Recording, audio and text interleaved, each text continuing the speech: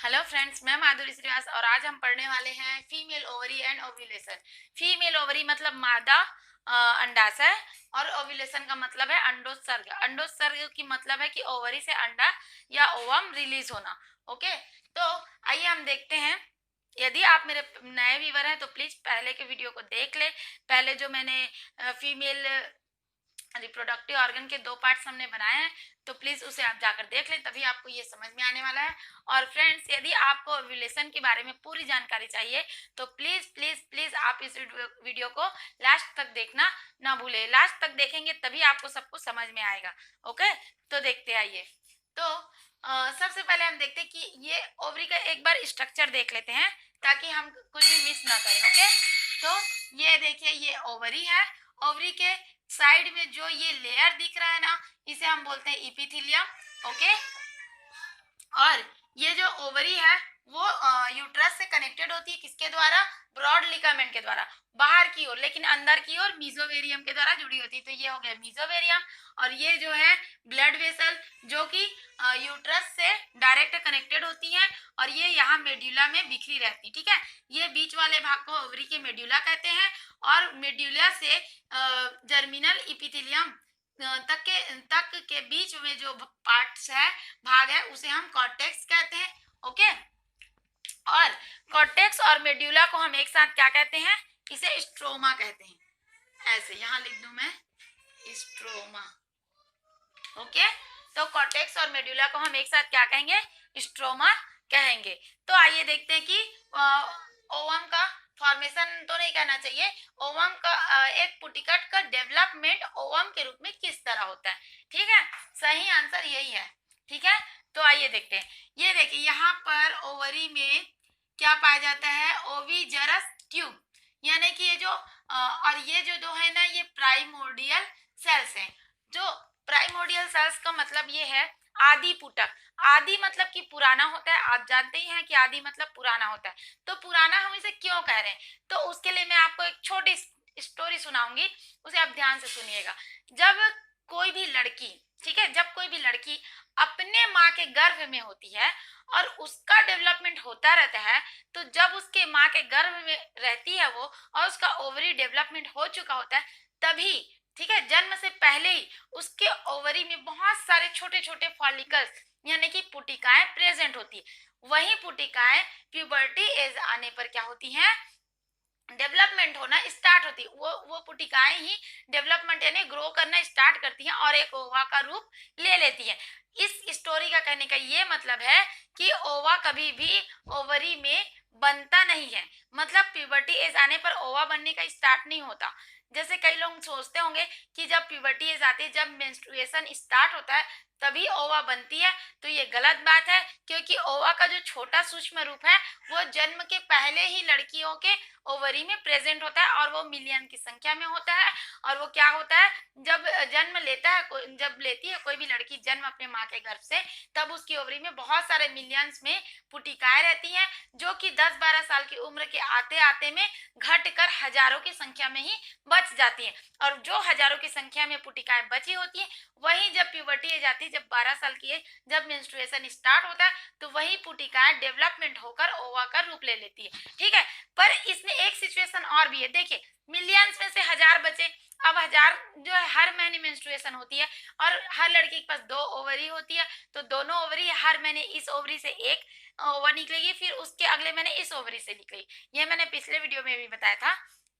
तो क्या होता है, हर महीने एक एक पुटिका ओवरी का रूप लेकर बाहर रिलीज होती जाती। तो एक समय ऐसा भी आता है कि बहुत जो पुटिकाएं बची होती हैं वो क्या होती है, समाप्त हो जाती, क्योंकि हर एक पुटिका डेवलपमेंट नहीं हो पाती, कुछ डेड भी हो जाती, खत्म भी हो जाती स्ट्रगल करते करते, है ना, तो खत्म भी हो जाती है। तो क्या होता है, एक स्टेज ऐसा आता है किसी भी लड़की के लाइफ में कि वो सारी पुटिकाएं जो है समाप्त हो जाती है, तो मेंस्ट्रुएशन खत्म हो जाते हैं। क्योंकि मेंस्ट्रुएशन साइकिल है क्या, वो एक पुटिका को ओवा बनाने की जो प्रोसेस है वही है मेंस्ट्रुएशन साइकिल।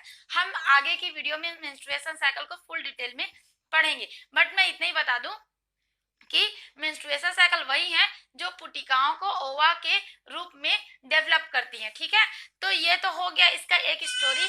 ठीक है, तो आइए देखते हैं कि ये कैसे होती है। देखिए, ये प्राइमोर्डियल सेल है, इसको हम फर्स्ट स्टेज कहेंगे। यहाँ देखिए फर्स्ट स्टेज में प्राइमोर्डियल फॉलिकल्स होते हैं जो कि ऊ साइड को चारों ओर से इपिथेलियल सेल घेरे रखती हैं। और ये किस स्टेज में होती है? जब लड़की अपने माँ के गर्भ में होती है तब उसके ओवरी में जो प्रेजेंट होता है फॉलिकल उसे ही हम प्राइमोर्डियल फॉलिकल्स कहते हैं, आदि पुटक कोशिकाएं कहते हैं। ठीक है, तो वो तो हो गई ये आदि पुटक जो माँ उसके जन्म के पहले से ही प्रेजेंट है। ठीक है, अब प्यूबर्टी की एज आई तब क्या हुआ, ये जो फॉलिकल है प्राइमोर्डियल सेल्स हैं उनमें क्या हुआ, परिवर्तन हुआ, चेंजेस हुआ, उनमें डेवलपमेंट होना स्टार्ट हुआ और वो क्या किए, प्राइमरी फॉलिकल्स में बदले। कैसे बदले? जो फॉलिकल जो ये ओवरी के अंदर बहुत से सेल्स पाए जाते हैं ना, वो सेल्स क्या किए, एक लेयर बनाए। किसका?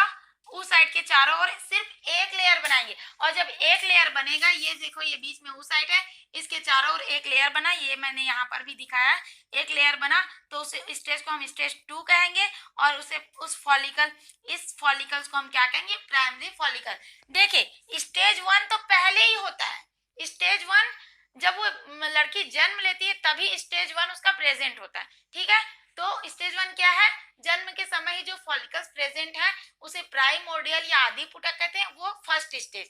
अब सेकेंड स्टेज, जब उन उस साइड के उस प्राइमरी फॉलिकल्स के चारों ओर सेल्स आकर एक लेयर बनाएंगी तो वो हो गया सेकेंड स्टेज और उसे हम प्राइमरी फॉलिकल्स भी कहते हैं। ठीक है, ये देखिए यहाँ पर प्राइमरी फॉलिकल्स ये वाला। ओके, फिर अब थर्ड स्टेज में क्या होगा, जो ये प्राइमरी फॉलिकल्स एक लेयर बनाई है उस एक लेयर की जो सेल्स होती है वो डिवीजन करती हैं और डिवीजन के द्वारा 3 4 5 लेयर की सेल्स बनाती है। ठीक है, तो वो थोड़ी मोटी हो जाती है। ओके, अब मोटी हो गई तो अंदर की जो लेयर है वो ग्रेन्यूल्स के समान दिखाई देने लगते, तो हम उसे ग्रेनुलर लेयर कहेंगे। ठीक है, और ये स्टेज 3 में होगा और इसे हम सेकेंडरी और वेस्कुलर फॉलिकल्स कहेंगे। अब सेकेंडरी क्यों कह रहे हैं, क्योंकि देखिए पहले ये स्टेज तो पहले ही प्रेजेंट था, है ना, तो पहले स्टेज में इस स्टेज के बाद एक स्टेज बढ़ा इसलिए हम इसको प्राइमरी फॉलिकल्स करेंगे। फिर वो सेकेंड स्टेज में बढ़ा, इतने थिक हुआ, मोटा हुआ, तो हमें उसे सेकेंडरी फॉलिकल भी कहेंगे। और वेस्कुलर क्यों कह रहे हैं, क्योंकि वेस्कुलर का मतलब ही होता है थिकनेस, मोटा, है ना, तो ये मोटी हो गई है सेल्स इसलिए हम उसे वेस्कुलर फॉलिकल भी कहेंगे। ये हो गया। फिर अब क्या होगा, इस सेकेंडरी वेस्कुलर में और थोड़े चेंजेस होंगे। ठीक है, थोड़े दिन बाद और चेंजेस होंगे, तो क्या होगा, जब ये जो सेल्स होगी थिकनेस सेल्स, ये बहुत सारी सेल्स में डिवाइड हो जाएंगी और डिवाइड होकर क्या करेंगे, बाहर की ओर एक लेयर बनाएंगी और अंदर की ओर जो ये सेकेंडरी है वो एक जगह हो जाएगी और जो सारी सेल डिवीजन होंगी वो डिवीजन वाली सेल बाहर की ओर लेयर बनाएंगी और बीच में क्या होगा, एंट्रम का निर्माण होगा। एंट्रम क्या है, एक स्पेस है, एक खाली जगह है जिसमें कि फ्लूइड भरा होता है। अब वो फ्लूइड आता कहाँ से है, तो वो फ्लूइड ना ये जो फॉलिकल्स हैं जिसे हम जोना ग्रेनुलोसा कहते हैं। क्यों कह रहे हैं जोना ग्रेनुलोसा, क्योंकि ये जो ग्रेनुल्स वाला लेयर है ना, ये ग्रेनुल्स वाला लेयर ही ये बाहर की ओर लेयर बनाया है, तो इस लेयर को हम क्या कहेंगे, जोना ग्रेनुलोसा। तो यहाँ इसके बाद जो सेल्स होती है ना, वो सेल्स एक द्रव को रिलीज करती हैं। ठीक है, एक द्रव सिक्रेट करती है, निकालती हैं, डिस्चार्ज करती है, तो वो द्रव कहाँ भरेगा, एंट्रम में भरेगा और उस द्रव को हम क्या कहेंगे, यहाँ पर मैंने लिखा है लीकर फॉलिकुली कहेंगे। ठीक है, और यहाँ देखो ये मेच्योर फॉलिकल है, इसे हम ओवम भी कहते हैं और इसके बीच में जो स्पेस छूटा उसे हम एंट्रम कहेंगे। एंट्रम में क्या भरा होता है, लीकर फॉलिकल भरा होता है। यहाँ तक समझ में आया? अब आगे देख लेते हैं। अब देखो ये मेच्योर ओवम ये अंदर है, एंट्रम है, उसके बाहर जोना ग्रेनुलोसा का लेयर है। ठीक है, सेल्स भी है। अब ये एक मेच्योर ओवम कहेंगे, इसे हम हिंदी में डिम पुटक कहते हैं। हम इसे ग्रेफियन फॉलिकल भी कहेंगे। ठीक है, इसे अंदर का जो है वो सेकेंडरी oocyte भी कहेंगे। ठीक है, तो अब क्या होगा, ये एक मेच्योर ओवम है, मेच्योरिटी इसमें आ गई है, अब ये रिलीज होने के लिए रेडी है। तो क्या होगा, ये धीरे धीरे सटकर ओवरी के दीवार के पास आएगा और फिर जब टाइम आएगा जैसे कि 14 डेज में, ठीक है, मेंस्ट्रुअस के होने के बाद 14 डेज में क्या होता है, ये ओवम मेच्योर होकर रेडी हो जाता है। तो 14 डेज में क्या होता है, ये रिलीज होता है। तो रिलीज हो गया बाहर, तो रिलीज क्या होगा, ये वाला पार्ट, ये वाला जो पार्ट है ना, ये क्या होगा, सेकेंडरी oocyte का पार्ट, ये बाहर रिलीज हो गया। ठीक है, बाहर रिलीज हुआ। लेकिन जो ये वाला पार्ट है ना, ये अंदर ही है। किसके अंदर है? ओवरी के अंदर। अब इसको हम क्या कहेंगे? क्योंकि एक साथ था तब तो हम उसे मेच्योर ओवम का नाम दे दिया हमने, ठीक है, भले उसके पार्ट्स बहुत सारे हैं, लेकिन अंदर ही एक अलग हो गया ना, वो दो भाग में डिवाइड हो गया। तो हम इसे, इसको क्या कहें? बाहर को तो हम ओवम कहेंगे, लेकिन अंदर जो डिस्चार्ज होने के बाद जो अंदर रह गया उसको हम क्या कहेंगे? कार्पर्स। कार्पर्स कहेंगे। क्या कहेंगे? कार्पर्स। अब इसको हेमोरेजिकम भी कहेंगे, रेप्चर्ड फॉलिकल। कार्पर्स हेमोरेजिकम रेप्चर्ड फॉलिकल। क्यों? फॉलिकल मतलब पुटिका जो सेल से बनी है, ये सेल्स की बनी होती है। हेमोरेज क्यों कहेंगे? क्योंकि जब किसी भी सेल्स को डिवाइड कर दो तो वो क्या होगी? डैमेज होगी। जैसे हमारे हाथ पैर को हम डिवाइड करते बीच से काट देंगे तो घाव तो होगा ना, उसी तरह इसको डिवाइड कर दिया हमने, ओवम बाहर निकाल दिया और जो बाहर के सेल्स थे वो अंदर ही रह गए, है ना। तो क्या होगा? वो डैमेज हो गया, हेमोरेज हो गया। तो उसे हम हेमोरेज या डैमेज या रेप्चर फॉलिकल कहेंगे, ठीक है। अब जब कहीं पर भी घाव लगता है तो उसमें क्या होता है? ब्लड क्लॉट हो जाता है, यानी कि बहुत सारा खून जो है वो जम जाता है ना। तो इसमें क्या होंगे? ब्लड क्लॉट हो जाएंगे। अब ये जो ब्लड क्लॉट है, ठीक है, ब्लड क्लॉट हुए, उसमें क्या होगा? इस ओवरी में बहुत सारे जो पोषण न्यूट्रिएंट्स, टिश्यू, सेल्स जो है ना, वो क्या होंगे? इसमें आके ऐड हो जाएंगे। क्या क्या आएंगे? फाइब्रिन आएंगे, कनेक्टिव टिश्यू आएंगे, ल्यूटियम सेल्स आएंगे, है ना, इस ब्लड क्लॉट में। और क्या बनेगा? एक कॉपर स्ल्यूटियम का फॉर्मेशन हो जाएगा। अब ये कॉपर स्ल्यूटियम क्या करते हैं? तो ये कॉपर स्ल्यूटियम फ्रेंड बहुत ही इंपॉर्टेंट है। देखिए, जैसे ही यहाँ पर ये सारी चीजें आई, इसमें ऐड हो गई, अब कॉपर स्ल्यूटियम का निर्माण हो गया, है ना। अब निर्माण तो हो गया, अब ये कॉपर स्ल्यूटियम करती क्या है? तो ये बहुत ही इंपॉर्टेंट है फ्रेंड। क्यों? देखिए, ओवम रिलीज हुआ, ठीक है, फिम्बरी ने उसको ले लिया, वो तो अलग एक कंडीशन हो गई, उसे हमने पिछले वीडियो में पढ़ा है, ठीक है। ओवम रिलीज हो गया, अब ये कॉपर स्ल्यूटियम का निर्माण हो गया, मैंने बताया इतनी सारी चीजें उसमें ऐड हो गई ब्लड क्लॉट में, हेमोरेज में, और उसको एक शेप दे दिया और कॉपर स्ल्यूटियम फुली फॉर्मेड, मतलब उसका फॉर्मेशन हो गया। अब ये है क्या? तो ये क्या करती है? ये हार्मोन्स रिलीज करती है।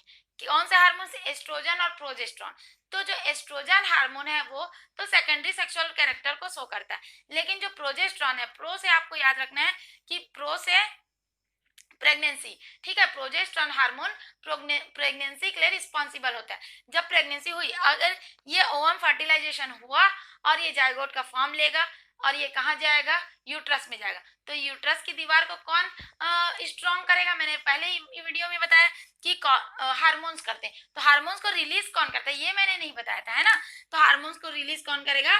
ये कॉपर स्ल्यूटियम ही हार्मोन्स को रिलीज करेंगे, जो कि यूट्रस मतलब गर्भाशय को स्ट्रॉन्ग करेंगे और बच्चे को या जाइगोट को बच्चे के रूप में डेवलपमेंट होने में, बेबी फॉर्म करने में क्या करेंगे?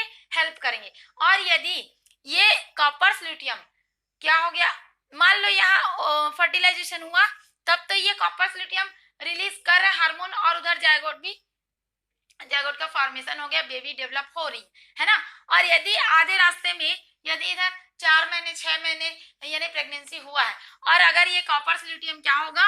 डिजेनरेट हो गया या डेड हो गया या विलुप्त हो गया, है ना, खत्म हो गया किसी भी कारण से, तो क्या होगा? बेबी अबॉर्ट हो जाएगा। क्यों? क्योंकि बेबी का पोषण पूरी तरह से प्रोजेस्टेरोन हार्मोन से ही मिलता है।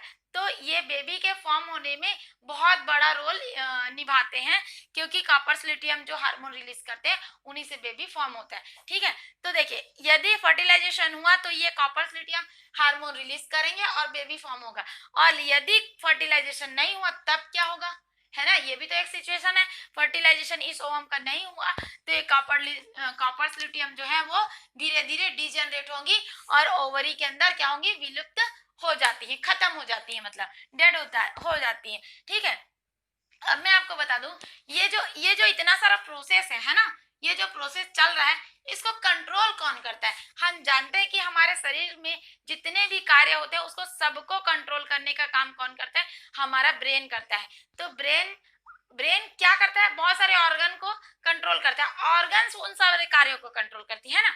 तो ये जो सारा प्रोसेस है इसको कंट्रोल कौन करता है? हमारे मस्तिष्क में पिट्यूटरी ग्लैंड पाया जाता है ना, जैसा कि हम जानते हैं। वो बाकी डिटेल हम जब ग्लैंड्स या हार्मोन्स पढ़ेंगे, ब्रेन पढ़ेंगे, तब देखेंगे, ठीक है। तो एक पिट्यूटरी नाम का ग्लैंड होता है हमारे मस्तिष्क में, जो कि क्या करता है? दो हार्मोन्स को रिलीज करता है। LH का मतलब होता है ल्यूटिनाइजिंग हार्मोन और FSH का मतलब होता है फॉलिकल स्टिमुलेटिंग हार्मोन। ठीक है, ये दो हार्मोन होते हैं जो कि ये ओवरी के अंदर सारे जो प्रोसेस होते हैं फॉलिकल बनने से लेकर के ओवम तक का और कॉपर्स ल्यूटियम तक का, ये सारे चीजों को कौन कंट्रोल करता है? यही दो हार्मोन क्या करते हैं? कंट्रोल करने का काम करते हैं। ठीक है, तो ये तो हमारा हो गया ओवरी। ओवरी के अंदर कैसे एक फॉलिकल यानी आदि पुटक से, प्राइमोर्डियल फॉलिकल मतलब आदि पुटक से एक ओवम बनने तक का प्रोसेस।